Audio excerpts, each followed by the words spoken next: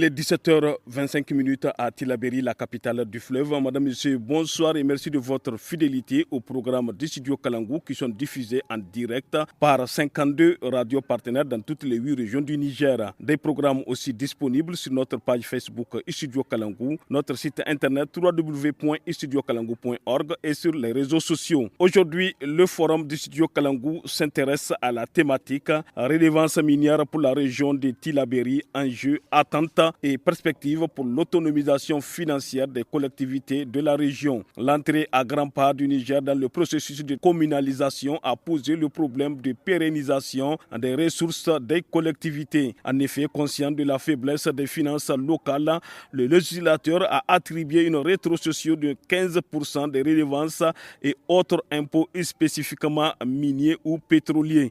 La rétrocession des 15% des redevances minières et pétrolières devait appuyer le développement local et permettre aux collectivités territoriales des régions concernées d'atténuer les effets néfastes dus à l'exploitation des ressources naturelles selon un communiqué du réseau des organisations pour la transparence et l'analyse budgétaire ROTAB Niger publié le 1er août 2019. Pour développer cette thématique, nous avons le plaisir de recevoir Ilbas Hassan, directeur régional des mines de la région de Tillabéri. Bonsoir, monsieur le directeur. Bonsoir. Et Ilyassou Boubacar, responsable du projet au réseau des organisations pour la transparence et l'analyse budgétaire ROTAB. Bonsoir, Ilyassou. À la modération, je suis Mokhtar Hamadou.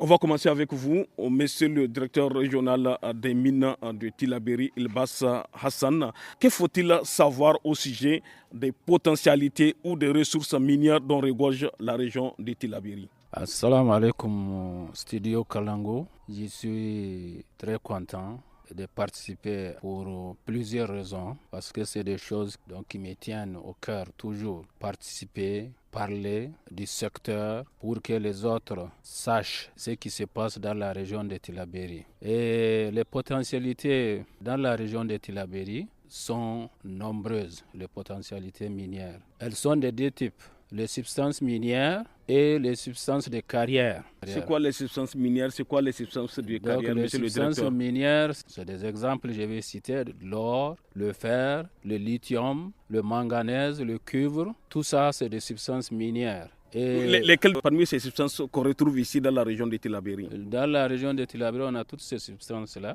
Mais celle qui est exploitée, c'est l'or principalement, qui est exploité dans les différents coins de la région. Actuellement, soit avec des titres miniers ou bien dans l'informel. Donc c'est l'or qui est exploité. Les autres substances, en tout cas, pas encore. On attend. Les substances de carrière, donc c'est ça, ce qu'on appelle communément les matériaux de construction, tels que le sable, les graviers, la latérite, le granit. Donc tout ça, c'est des substances de carrière. Et ces substances-là sont nombreuses aussi dans la région de Tillabéri.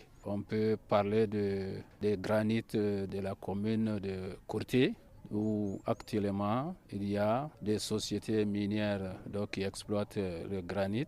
Le granit pour faire quoi, monsieur le directeur? Pour faire des concassés, en un mot des graviers, concassés. Pour construire des routes? Pour les routes et les bâtiments. Et même pour les bâtiments. Actuellement, les gens utilisent les concassés pour les bétons, pour les bâtiments. C'est ce qu'on trouve au niveau du village de Lossa. Voilà, c'est ce que vous avez à Lossa. Ou bien ici même à Djedja, la carrière de Morée. Vous avez la carrière de granit de Soja Satom. Vous avez Betonex et d'autres qui ont commencé, mais maintenant, compte tenu de la situation, ne travaillent plus. Mais actuellement, vous avez la société Morée, l'entreprise Morée et Betonex qui font du concassé dans la commune de Kourti.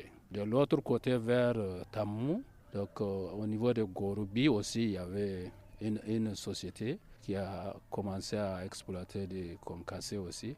Mais maintenant, elle a cessé, je ne sais pas. Monsieur le directeur, est-ce que ces localités citées ont suffisamment de granit pour que les sociétés continuent à exploiter pour les années à venir? Kourti a suffisamment de réserves de granit que on peut exploiter pendant des siècles, pas des années. Ça, je vous confirme ça. Tout comme de l'autre côté aussi. Donc, il y a vraiment des granites. Tout comme à Torodi aussi, il y a une société qui a eu à exploiter aussi les granites là-bas, mais maintenant qui a eu à fermer ses portes compte tenu de l'insécurité. Il y a le sable aussi de Kassa-Kassa. Kassa-Kassa, c'est où dans la région de Tillabéri? C'est la frontière entre la commune de Karma et la commune de Kourté. Et ce sable-là est apprécié même c'est très bon pour la construction. C'est très bon pour la construction parce que c'est un sable qui est envié par les gens de Niamey. Donc on a le sable aussi du fleuve. Donc certaines sociétés ont demandé des titres miniers dans ce sens. Et elles ont eu mais elles n'ont pas pu démarrer. Donc il y a un sable propre aussi parce que c'est lessivé. Alors, monsieur le directeur Ilbass Hassan, parlez-nous à présent des ressources jusque-là non encore exploitées dans la région de Tillabéri. En tout cas, dans la région de Tillabéri, à part l'or, toutes les autres substances minières, telles que le fer... Le fer, on en trouve où par exemple? Le fer, vous trouvez vraiment des réserves importantes au niveau de Kolosai. À côté de Niamey, là? Oui, là-bas, vous avez vraiment des réserves importantes qui sont même estimées à 1209 millions de tonnes. Et vous avez aussi les phosphates, donc toujours dans la zone là, qui est estimé à 1250 millions de tonnes. Donc toujours dans la zone de Saï Kolo. Oui. De Saï plus précisément Tamou.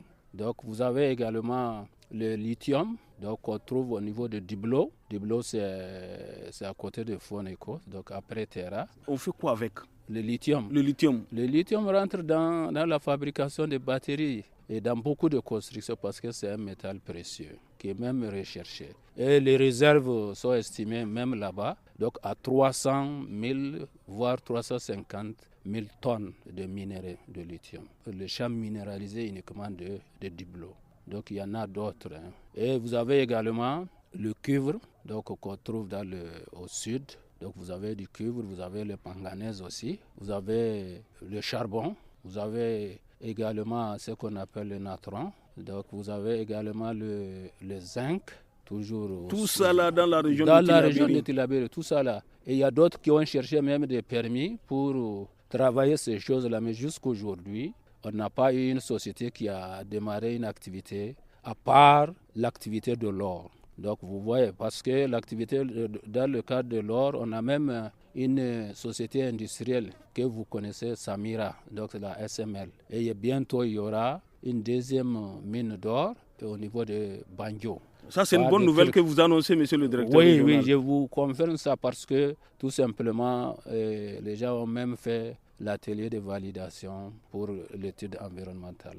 Donc ça, c'est la coopération Niger-Turquie. Donc c'est à travers ça que ces permis de recherche ont été octroyés à une société turque. Donc qui a exploité maintenant. Maintenant, elle veut passer à l'exploitation. Merci beaucoup, monsieur le directeur, pour tous ces détails. On va revenir vers vous. Le temps de donner la parole à Boubacar Eliassou, qui est responsable du projet au Rotab Niger. Monsieur Eliassou Boubacar, le sous-sol nigérien regorge d'immenses gisements miniers et pétroliers, dont les plus importants, le pétrole et l'uranium. Quelle est la contribution, les efforts du Rotab pour la transparence des industries extractives au Niger et dans le cadre des redevances minières et pétrolières au profit des collectivités territoriales abritant les industries extractives? Et nous commencerons par vous remercier pour l'opportunité que vous nous offrez de nous prononcer sur un sujet aussi actuel et important dans un contexte de la refondation. La première contribution de Rotab dans ce débat, c'était d'abord de se battre pour amener le Niger à intégrer l'initiative pour la transparence dans les industries extractives qu'on appelle ITU, donc qui est un processus mondial tripartite où vous avez l'État, le gouvernement et la société civile, où on demande aux compagnies de dire combien ils ont payé à l'État en termes donc de revenus, et aussi on demande à l'État de déclarer combien ils ont reçu de ces industries. Dans le cadre de la transparence. Oui, dans le cadre de la transparence. Donc normalement, dans ces exigences, il y a un certain nombre d'exigences qui demandaient aussi à l'État de connaître véritablement, parce que vous savez, dans le dispositif de la transparence, il est interdit à un certain nombre de personnes de faire du commerce. Donc qu'on puisse savoir l'identité réelle des les personnes qui investissent, pour qu'il n'y ait pas des investissements écrans, pour que quelqu'un ne prête pas des noms pour pouvoir faire du commerce alors que la loi lui interdit de faire le commerce. Il y a aussi donc cette possibilité de comprendre véritablement combien ça rapporte dans le budget et comment cet argent-là, quand ça arrive, ça doit être dépensé. Notamment avant la suspension de la Constitution, le ROTAB a mené le combat pour que l'État du Niger puisse orienter fondamentalement donc les fonds revenus des ressources extractives dans les domaines tels que l'agriculture, l'éducation, et même on avait prévu de faire un fonds pour les générations futures parce que c'est des ressources épuisables. Donc il ne faudrait pas que maintenant on épuise et on laisse à nos petits-enfants et à nos arrière-petits-enfants que des dettes, que des maladies, alors qu'on pourrait prévoir quelque chose pour qu'elles-mêmes, quand elles arrivent, ces générations-là, puissent faire face donc, et comprendre qu'effectivement, à un moment de la vie de leur État ou de leur pays, il a existé une ressource et que voilà leur part que leurs arrière-grands-parents ont réservé pour elles. Maintenant, l'autre aspect aussi que nous avons fait, c'était de nous battre puisqu'il y a des conséquences par rapport à l'exploitation des ressources au niveau des communes ou au niveau des régions. C'est vrai, tout appartient au Niger. Mais ceux qui habitent aux côtés des mines ou aux côtés des champs pétroliers vivent des situations que les autres ne vivent pas. Et que par conséquent, on a fait aussi donc, des propositions que l'État a accepté de mettre en application. C'est ça l'importance des études d'impact environnemental. Oui, il y en a cet aspect d'études environnementales, mais il y a aussi la rétribution des revenus donc à des communautés qui sont proches de ces milieux-là pour que effectivement, compte tenu des dégâts auxquels ils font face ou des maladies auxquelles ils font face liées à cette exploitation, qu'ils puissent bénéficier donc d'un fonds supplémentaire que les autres ne vont pas recevoir. Et c'est ça la question des 15% qui est attribuée donc à chaque région extractive où il y a donc la présence d'une mine en vue de pouvoir faire face à ces choses. Et une fois que cette redevance a été acquise, donc nous nous sommes aussi battus pour que, parce que quand on donne de l'argent, il faut encadrer. C'est souvent des communes qui avaient des difficultés à payer même le salaire des agents. Et d'un coup, vous vous retrouvez avec des millions ou même des milliards. Si vous prenez par exemple le cas de la commune de Walelewa, ça fait des années où son budget tourne entre 2 milliards à 3 milliards. Une commune qui avait des difficultés à mobiliser 5 millions se retrouve avec 2 ou 3 milliards en une seule année. Des communes telles que par exemple la commune de Ngurti qui se retrouve avec 600, 700, 500 millions par an liés à cette rétrocession. Donc on s'est battu aussi pour qu'il y ait un encadrement. C'est-à-dire non seulement qu'il y ait une clé de répartition pour qu'il n'y ait pas trop d'abus. Parce que les jeunes ne sont pas exposés à la même enceinte des dégâts ou donc des conséquences de l'exploitation. Donc il y a eu des critères qui permettent de faire la répartition pour être équitable dans la répartition des choses. Mais une fois la répartition faite aussi, il y a eu donc un combat pour dire que bon, cet argent-là, vous n'allez pas le dépenser comme bon vous semble. Non, il y a aussi une clé en fait des dépenses, notamment 85% pour l'investissement, 5% pour le suivi et 10% pour le fonctionnement. Mais est-ce que tout cela est respecté au niveau de ces communes bénéficiaires ou de ces entités bénéficiaires? Normalement, ça devait être parce que ces communes-là, elles sont soumises donc à la transmission des rapports de gestion au niveau de la Cour des comptes qui contrôle véritablement la régularité des dépenses faites. Mais la difficulté que nous avons, c'est celle de la régularité de cette redevance.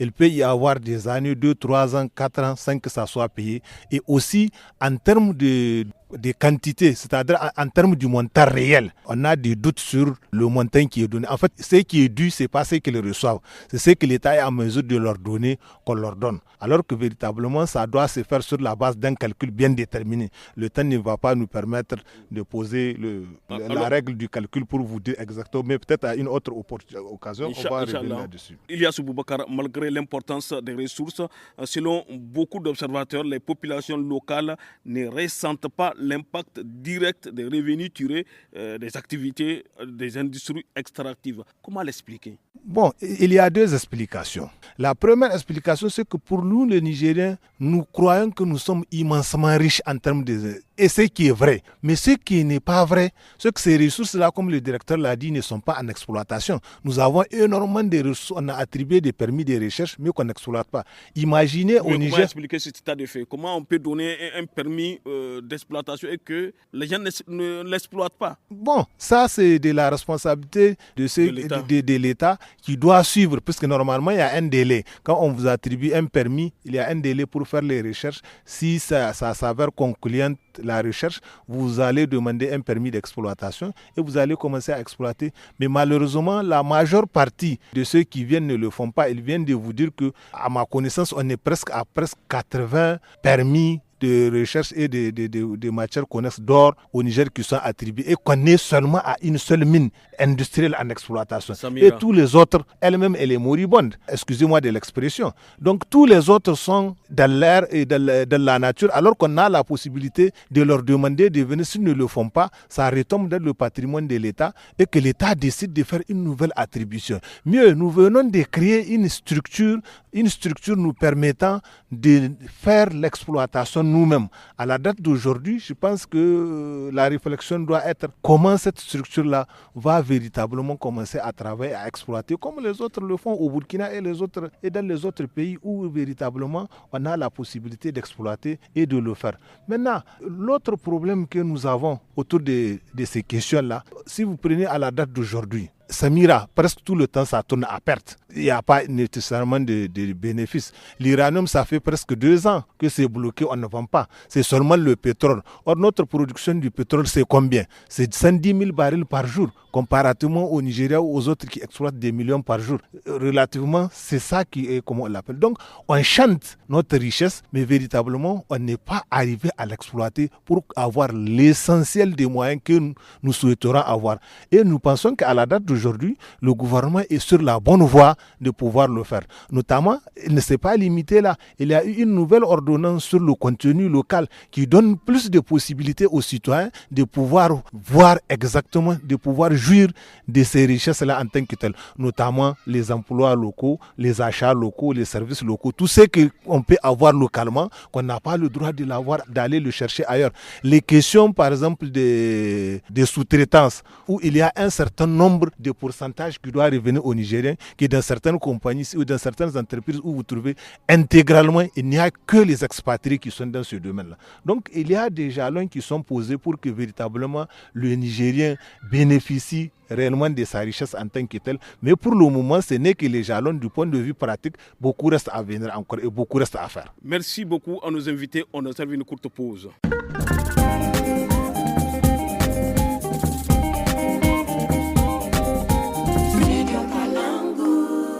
On va revenir vers vous, monsieur le directeur régional des mines, Ilbas Hassan. Quels sont à présent les profits, avantages et autres opportunités provenant des activités des mines dans la région de Tillabéri? Les avantages, c'est que si on prend les substances de carrière, la taxe d'extraction est à 90% versée aux collectivités. 90%, je vous dis. Donc si c'est 100 millions, les 90 millions, c'est pour la collectivité. Et les autres, au niveau des substances minières, là, il y a un retard, même pour rétrocéder les 15%. Parce que ça fait depuis 2020, l'État n'a pas versé un franc. Je ne connais pas les raisons. Mais je sais qu'en 2020, on a eu à distribuer environ 200 millions donc pour les collectivités. Et comme l'a dit Iliassou, il y a une clé de répartition. Plus la commune est touchée,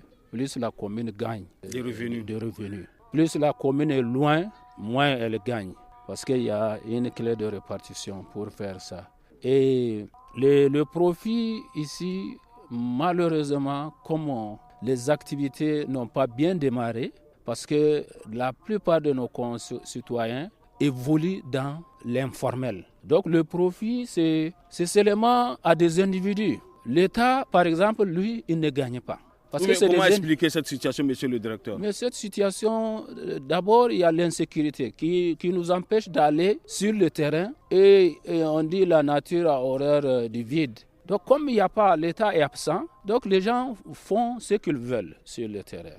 Donc, des carrières telles que il n'y a pas que les carrières. Bangou, Boulundjunga et autres. Ouais, les mines, les activités d'orpaillage, telles que Komba Bangou, Boulundjunga, Mbanga, tout ça là. Mais tout ça là, vraiment, les gens évoluent. La plupart, c'est vrai, il y a eu des autorisations qui ont été octroyées. Mais avec les autorités actuelles, on est en train de mettre les choses sur les rails. Parce que tous ceux qui ne travaillent pas, il y a eu des mises en demeure qui ont été adressées à ces gens-là. Donc ils ont 2 mois. Dès qu'on vous adresse une mise en demeure, vous avez 2 mois pour vous conformer. Faute de quoi, votre titre minier retombe dans le domaine public. Mais une chose est certaine, il y a beaucoup d'informels. Parce qu'actuellement, nous avons 57 semi-mécanisés. Nous avons une société industrielle qui est la SML dont je vous ai dit. Samira, comme on l'a dit Elias, qui travaille vraiment pas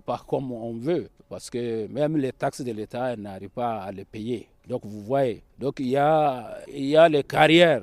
Au niveau des carrières, par exemple, à Tillabéri, ça va parce que la plupart des carrières se trouvent dans les zones moins dangereuses. Donc il y a des activités. Et les communes qui ont eu la chance d'avoir ces carrières-là, en tout cas, chaque trimestre ou bien chaque mois, ont des revenus provenant de la taxe d'extraction. Mais concernant l'or, là, vraiment... À vous comprendre, monsieur le directeur régional, la région de Tillabéri est une terre d'opportunité sur le plan minier. C'est juste. Il y en a beaucoup. La région de Tillabéri regorge beaucoup de potentialités. Que si l'État prend ses responsabilités, donc en amenant la sécurité, d'autres les directions des moyens humains et matériels, on peut faire rentrer beaucoup d'argent à l'État. Monsieur le directeur régional des mines de la région de Tillabéri, à présent, quelles sont les conséquences de l'exploitation de ces ressources minières sur l'environnement? Il y a beaucoup de dégâts, beaucoup de dégâts. Parce qu'il y a surtout, comme la plupart des gens, c'est dans l'informel, ils utilisent ce qu'on appelle des produits chimiques, tels que le cyanure, tels que le mercure, et même les explosifs. Et ça, là, les explosifs, là, comme ils les utilisent en cachette, il y a des gens qui meurent sans que nous, on ne soit au courant. Donc vous voyez, les produits chimiques aussi tuent beaucoup d'animaux et rendent les sols stériles. Donc franchement, ça a beaucoup de conséquences. Oui, mais est-ce que les populations locales sont conscientes de cet état de fait? Elles sont conscientes, mais maintenant, comme la plupart des jeunes qui jadis partaient à l'exode, maintenant se sont retournés vers l'exploitation de l'or et ils trouvent leur affaire, bien qu'il y ait des conséquences. Et ce qu'ils trouvent là, pour eux, c'est ça. Alors que vraiment, les conséquences sont énormes sur l'environnement, sur les terres, sur les eaux, les cheptels, les populations humains même. Donc vous voyez, les conséquences sont nombreuses. Monsieur le directeur régional, quels sont les changements constatés sur place dans les localités concernées par l'exploitation de ces ressources minières et quelles sont les attentes des populations de ces communes? Les changements, c'est que l'exode est réduit. Les bras valides ne s'adonnent plus à l'agriculture. Donc ça, c'est des changements vraiment que nous, on a constatés. Maintenant, l'environnement est vraiment dégradé parce qu'il y a une déforestation de ces zones-là. Le sous-sol, c'est-à-dire les nappes même, sont affectées. Par le mercure, le cyanure. Oui, par l'utilisation de ces produits chimiques. Qui sont utilisés illégalement parce que c'est illégalement. Ces gens-là n'ont pas d'autorisation. Donc voilà le changement majeur que moi j'ai constaté. Merci beaucoup, monsieur le directeur régional des mines. Monsieur Ilyassou Boubacar du Rotab, au-delà des prélèvements spécifiques prévus dans le code minier et pétrolier, les sociétés minières et pétrolières sont également soumises à d'autres prélèvements fiscaux qui relèvent du droit commun. Comment expliquer l'état de pauvreté dans lequel végète le Niger et sa population? En fait, nous chantons que nous sommes un pays minier, mais nous le sommes que de nom. C'est parce que véritablement l'exploitation de certaines ressources n'ont pas commencé que nous ne trouvons pas tellement de revenus nous permettant de mieux vivre et de faire tout ce que nous avons besoin. Mais à la date d'aujourd'hui, on peut dire que alhamdoulilah, parce que si ça s'était exploité telles les circonstances passées, c'est que tout allait partir chez les autres. Mais aujourd'hui, nous avons pris des dispositions pour sécuriser notre exploitation. On sait désormais si ça va être exploité, voilà le bénéfice que les Nigériens auront eux-mêmes. Comme le dit le blanc, c'est qu'à quelque chose, malheur est bon.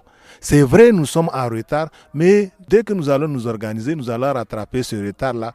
Moi, j'ai l'habitude de dire qu'au Niger, on peut créer un Dubaï nigérien. On peut créer tel que les autres ont créé à travers leur richesse. Vous espérez encore? C'est plus que le mot sûr. Sinon, si je ne crois pas, je n'allais pas être dans ce domaine-là. Je crois comme une roche dure que nous avons la possibilité de nous développer. Il suffirait simplement de changer de comportement. Il suffisait simplement d'être courageux et il suffisait simplement d'oser. Nous serons riches et nous avons la possibilité de l'être au regard de ce que nous avons comme ressources au niveau. Donc, ce que j'appelle le Nigérien à un peu de la patience. Ça va venir, c'est une question de temps.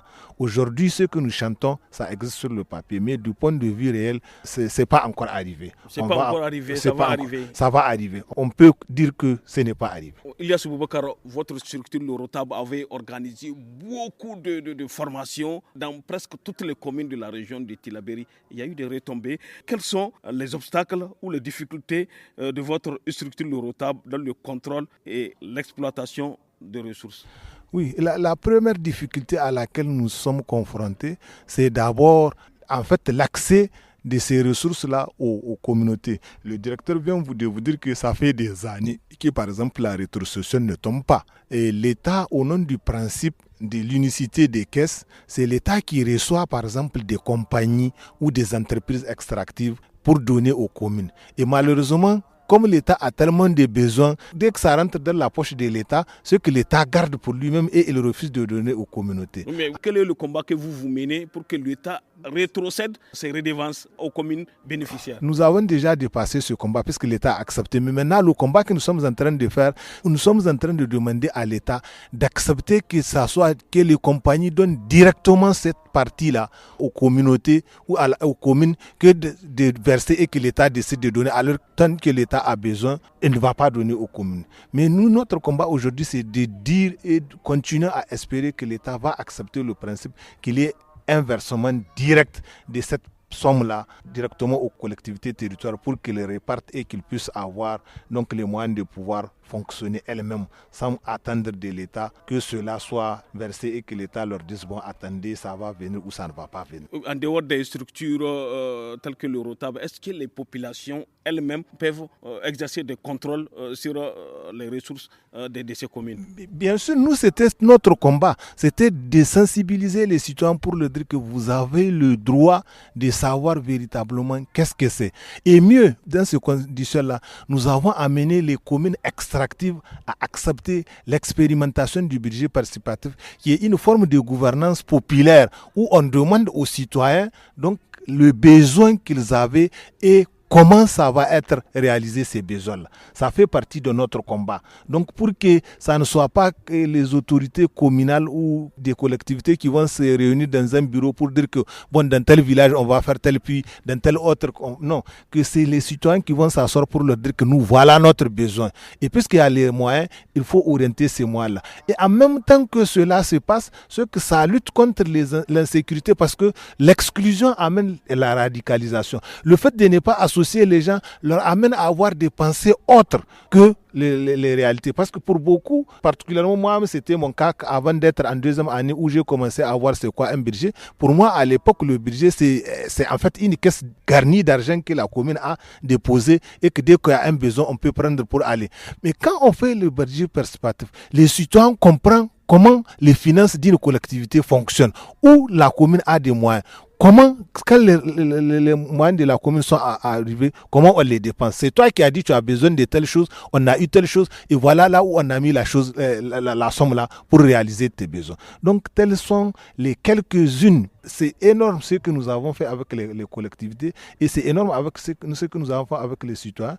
Et nous continuons à les sensibiliser sur, par exemple, le méfait d'utilisation de certains produits, comme il vous l'a dit, tels que le mercure, les cyanures, qui ont des conséquences néfastes et directes même sur la vie humaine. Cyanure, là, si vous inhalez, c'est une question de quelques minutes. Hein. Vous n'avez pas plus de 10 minutes à vivre. Le mercure, c'est des trucs qui donnent facilement ce qu'on appelle les cancers. Là. Et généralement, vous voyez comment ils les utilisent. C'est à main nue, ils les utilisent avec... Sans protection. Sans protection. Il vous a dit qu'il y a beaucoup de morts qu'on ne déclare pas de l'utilisation des explosifs dans un puits où il faut aller à une profondeur de 40 mètres, installer, ressortir. Souvent, ça s'explose avant que vous sortez du trou et finalement, c'est votre chair, on va aller ramasser là-bas. Mais on les cache parce que l'État ne leur a pas donné l'autorisation d'utiliser ces choses-là. Et par rapport à ça aussi, on fait des sensibilisations pour leur dire que ce n'est pas comme ça. D'abord, même si tu as de l'argent, il faut vivre pour jouir de cet argent-là. Donc, il faut d'abord sécuriser ta vie avant de jouir des produits de la vie. Merci beaucoup, Ilyasu Boubacar. À présent, monsieur le directeur régional des mines, quels sont vos conseils, recommandations ou suggestions pour que les richesses du sous-sol nigérien profitent à tous les Nigériens? Ok, merci beaucoup, monsieur Mokhtar. Avant de répondre à votre question, je vais parler donc des profits en provenance des ressources minières pour les collectivités. Donc, si vous voyez au niveau des carrières, donc l'État, c'est comme s'il a rétrocédé tout aux collectivités, aux communes. Donc, la taxe d'extraction, je vous ai dit, à 100%, si ce n'est pas tout récemment, à 100%, c'est pour les communes. Nous, on liquide et ils recouvrent. C'est maintenant que c'est à 90%, nous liquidons et nous recouvrons au profit de ces collectivités. Donc vous voyez, donc c'est seulement au niveau des substances minières telles que l'or, les autres, que tout est versé dans les caisses de l'État. Et la difficulté, c'est que compte tenu des besoins énormes de l'État, donc ce n'est pas facile de rétrocéder les 15% chaque année comme convenu. À présent, monsieur le directeur, vos recommandations, vos suggestions pour que les richesses des sous-sols puissent profiter aux Nigériens? Moi, mes recommandations est que vraiment que les populations se patientent parce que, comme l'a dit Ilyasu, on pense que nous sommes un pays vraiment minier où les activités fonctionnent normalement, mais tel n'est pas le cas. Donc si vous voyez, c'est l'or seulement. Et l'or aussi, la seule société industrielle ne marche pas. Donc vous voyez, les autres, on ne les a même pas. Moi, je n'ai pas vu une exploitation d'une autre substance minière en dehors de l'or, dans la région de Tillabéri. Donc moi, ce que je recommande et ce que je suis en train de faire pour vraiment que ça cesse, c'est l'informel. Il faut que les gens respectent nos textes. Nos textes et lois. Quand je dis texte, ça veut dire il y a la loi, les lois. La législation en vigueur. Voilà, en vigueur. Parce qu'à l'heure actuelle, avec les autorités actuelles, en premier chef, le général d'armée, Abdourahmane Tiani, il a vraiment signé des ordonnances qui donnent vraiment des opportunités à la population. Deux ordonnances. Une ordonnance concernant le contenu local, donc qui concerne les activités minières et pétrolières, et une autre ordonnance qui dit que pour même diriger une société, il faut être nigérien. Ça, c'est une avancée. C'est une avancée que majeure. moi j'ai beaucoup, c'est une avancée majeure que moi j'ai beaucoup appréciée. Les 51% des actions doivent, ça c'est le minimum, doivent revenir à des Nigériens. Donc vous voyez, le gérant des sociétés, il doit être un Nigérien. Ce n'est pas comme avant. Donc franchement, avec les textes actuels, si la population a pris conscience, on peut faire avancer ce pays-là. La population va profiter, l'État va profiter, mais pourvu qu'on abandonne l'informel. Merci beaucoup, monsieur le directeur Ilyasu Boubacar. Rapidement, vous avez une minute pour vos recommandations et suggestions pour que les ressources provenant des entrailles du sous-sol nigérien puissent profiter aux Nigériens. Très rapidement, ce que j'ai à dire, c'est vraiment le respect strict de l'ensemble de la réglementation et aussi la discipline chez les Nigériens et l'esprit patriotique. Parce que ça ne sert à rien.